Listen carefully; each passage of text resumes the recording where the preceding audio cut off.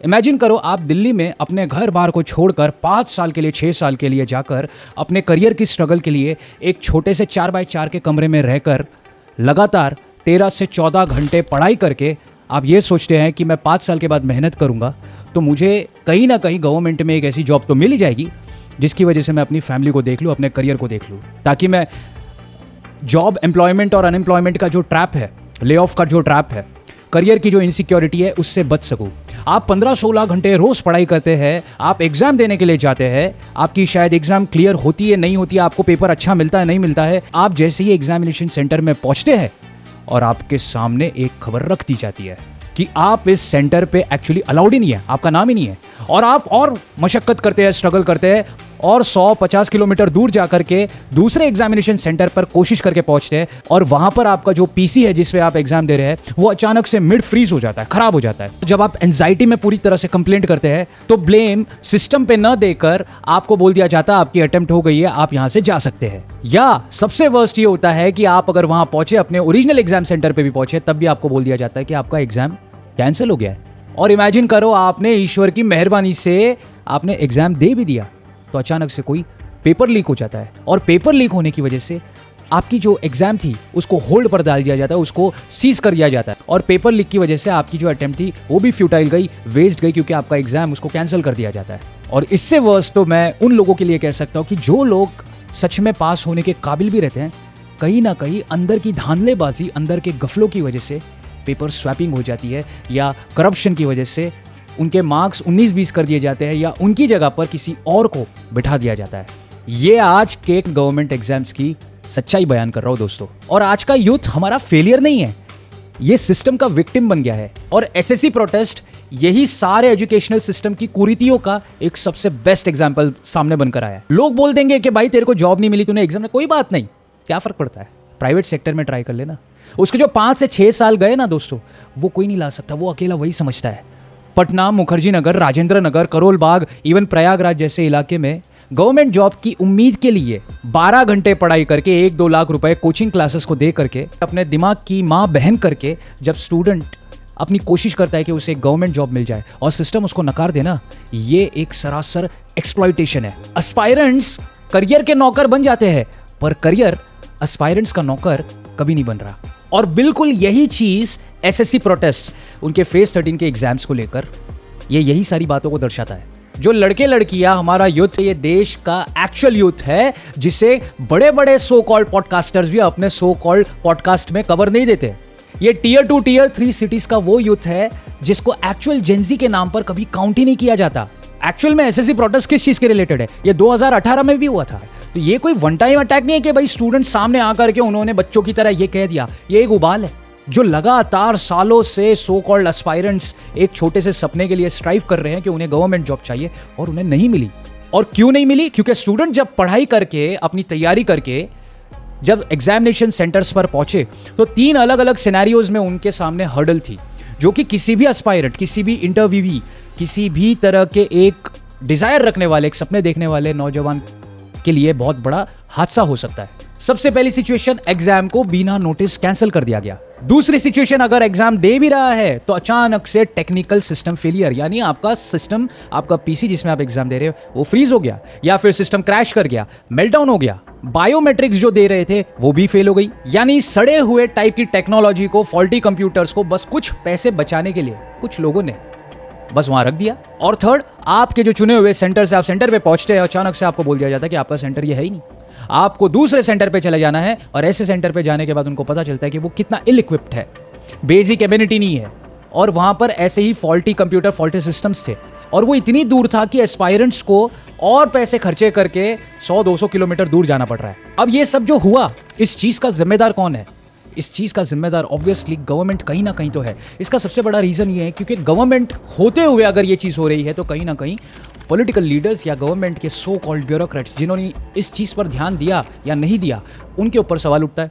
दूसरा सबसे important factor जो नाम सामने आ रहा है वो है एग्जामिनेशन वेंडर। ये एग्जामिनेशन वेंडर कौन होता है? ये वो लोग होते हैं जो अपनी टेक्निकल कैपेबिलिटीज, अपने टेक्निकल सिस्टम्स को प्रोवाइड करते हैं जिससे स्मूथली एग्जाम को कंडक्ट किया जा सके।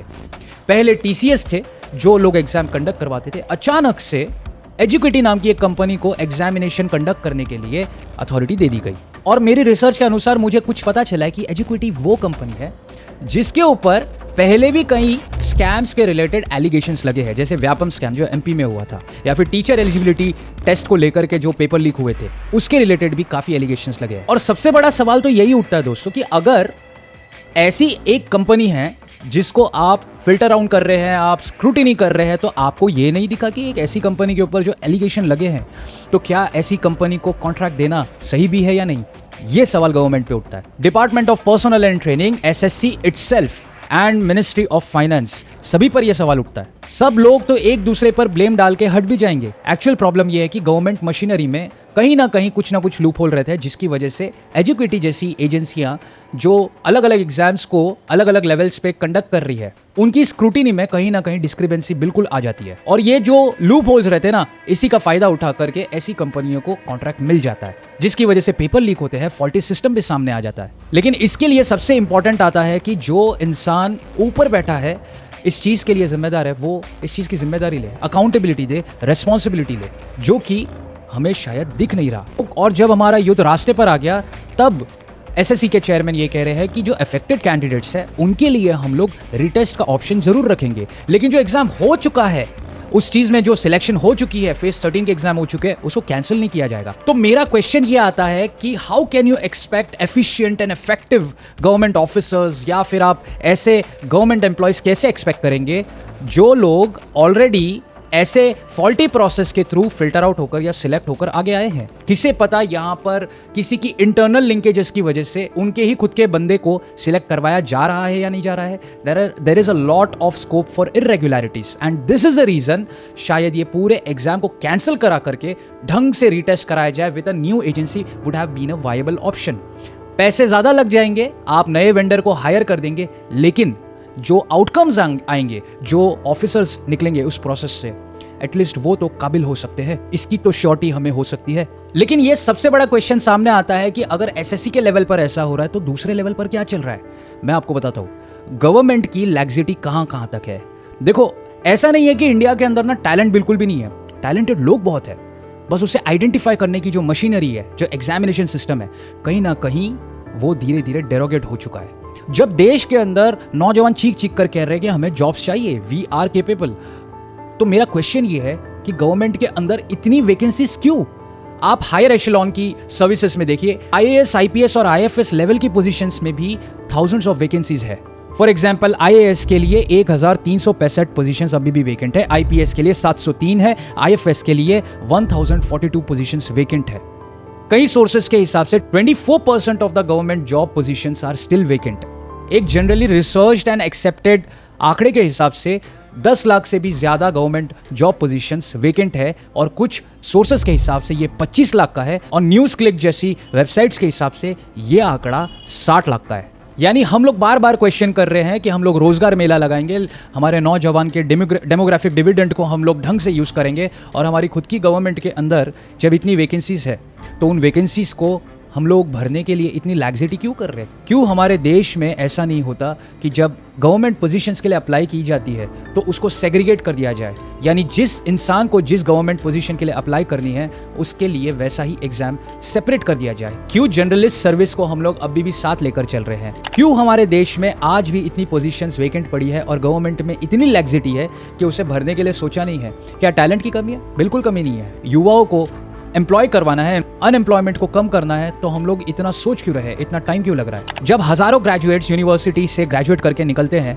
उनके हाथ में डिग्री रहती है, थोड़ी बहुत कैपेबिलिटी रहती है, तो क्यों गवर्नमेंट उन्हें हायर करने के लिए ये लाखों जॉब पोजीशंस जो पड़ी है उस चीज़ के लिए स्टेप्स नहीं लेती? क्यों उनको एक रिगरस एग्जामिनेशन प्रोसेस से ही गुजरना पड़ता है जहां पर ऐसी इरेगुलरिटी, ऐसे करप्शन के स्कोप आगे बढ़ जाते हैं? ऐसी सो कॉल्ड प्राइवेट बॉडीज को एक स्कोप मिल जाता है कि कहीं ना कहीं वो इस इरेगुलरिटी के अंदर अपनी सो कॉल्ड मिसमैनेजमेंट या इनकंसिस्टेंसी दिखा सके। आज हम लोग सोच रहे हैं कि इंडिया सुपर पावर बन जाए, लेकिन सुपर पावर बनेगा तब जब इंडिया में देश का जो युवा रहेगा ना, वो सुपर पावर लेवल की श्रेणी का रहेगा, उस कैटेगरी का रहेगा। हम लोग एक छोटी सी एग्जाम कंडक्ट नहीं करा रहे हैं जहां पर इतनी इरेगुलरिटी, और हम लोग ये सोच रहे हैं कि हमको यूएनएससी के अंदर जगह मिल जाए। बाकी सुपर पावर्स को देखो, चाइना, यूके, यूएस, जर्मनी और ऐसे कहीं डेवलप्ड एंड डेवलपिंग नेशंस जहां पर ऐसे एग्जाम कंडक्ट किए जा रहे हैं, सारी जगह पर कहीं ना कहीं हाइपर लेवल ट्रांसपेरेंसी है जो इंडिया में मिसिंग है। फिक्स कैलेंडर्स होते हैं, टाइम बाउंड रिजल्ट्स होते हैं, इवन सर्विसेज का सेग्रीगेशन हुआ है। यानी अगर पुलिस वाला किसी को बनना है तो उसे जनरलिस्ट की एग्जाम देकर के जाने की जरूरत नहीं, वो पुलिस की सर्विसेज के लिए अप्लाई कर सकता है और डायरेक्टली स्पेशलाइज सर्विसेज में एंट्री कर सकता है। तो हम लोगों को क्या कीड़ा काटा है कि हम लोगों ने ऐसे टाइप का मॉडल अभी तक का रिफाइन नहीं किया? क्यों हम लोग वो ब्रिटिश वाले मॉडल को अभी भी फॉलो कर रहे हैं? क्यों हम लोग वो कॉलोनियल मॉडल को अभी भी आगे बढ़ा रहे हैं? और मेरा एक सिंपल सा क्वेश्चन है, आप लोग कमेंट में बताना। अगर हम लोग आज के टाइम पे हमारे युवाओं की एग्जामिनेशन करके, टेस्ट करके उनको रिक्रूट कर रहे हैं, तो मेरा क्वेश्चन ये है कि क्यों पॉलिटिशियंस के लिए ऐसे टेस्ट नहीं होते? कभी सोचा है? और आप में से अभी बहुत लोग बोलेंगे कि अरे वो तो इलेक्शन के थ्रू जाते हैं, बहुत रिग्रेस है, बहुत पैसा उनका जाता है, एक काफ़ी डेमोक्रेटिक प्रोसेस होता है जिसमें वोटिंग लगती है। अग्रीड। सर्व किसको कर रहे हो? लोगों को ना।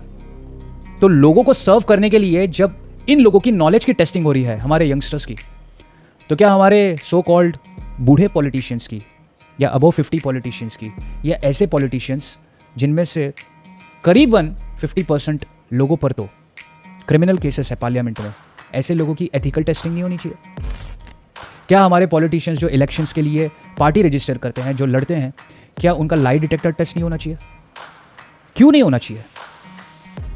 लोगों के लिए सर्व करने आ रहे हो ना।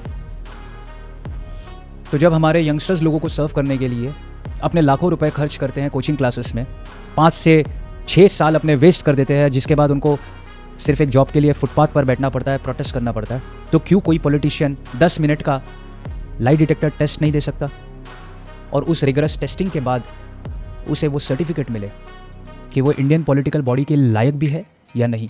आप कमेंट में बताओ। जिन यंगस्टर्स की वजह से ये कोचिंग इंस्टीट्यूट्स, ये यूनिवर्सिटीज़, ये एजुकेशनल इंस्टीट्यूशंस चल रहे हैं, क्या हम उन यंगस्टर्स के लिए इतना भी नहीं कर सकते कि इस सारे प्रोसेस को फाइन ट्यून कर दे, इसको फास्ट ट्रैक कर दे, जिसकी वजह से उनके सालाना तौर पर जो इतना की पीरियड होता है जवानी का, वो जा रहा है, उसको हम लोग रोक ले। अगर कोई इंसान भले ही कट ऑफ के 1-2 मार्क्स के नीचे आ जाए तो उनको हम लोग सर्टिफिकेट दे दे कि वो इस सर्टिफिकेट को यूज़ करके प्राइवेट सेक्टर में एटलीस्ट उस जॉब के लिए एक एज लेकर आगे अप्लाई कर सके। हर साल कोचिंग इंस्टीट्यूट्स, फॉर्म फिलिंग और ये ट्रैवल इंडस्ट्री, इन यंगस्टर्स के होने की वजह से ऐसे जो एजुकेशनल हब्स है उन्हें पैसा मिल रहा है। तो क्या इतना भी हक इन्हें नहीं है कि इन्हें गवर्नमेंट से इनकी सो कॉल्ड मेहनत के लिए एक छोटा सा सर्टिफिकेट मिले जिससे इनका करियर बिल्ड हो सके?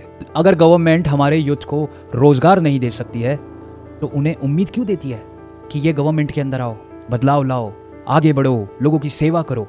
क्यों? हमारा यूथ सपने लेकर जी रहा है और सिस्टम उन्हीं सपनों को बेचकर प्रॉफिटियरिंग कर रहा है। मेरे हिसाब से इंडिया का जो एजुकेशनल सिस्टम है उसमें ड्रास्टिक और डीप रिफॉर्म्स की ज़रूरत है, क्योंकि ये कोई एजुकेशनल जॉब या सिर्फ करियर का इशू नहीं है, ये एक जनरेशनल क्राइसिस है, ये एक पूरी जनरेशन का बिट्रेयल है।